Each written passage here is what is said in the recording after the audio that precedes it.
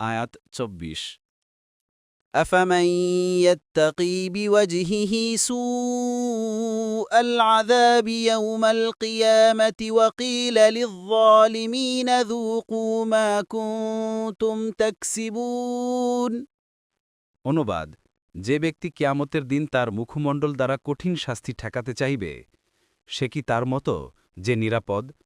আর জালিমদেরকে বলা হবে, তোমরা যা অর্জন করতে তা আস্বাদন করো।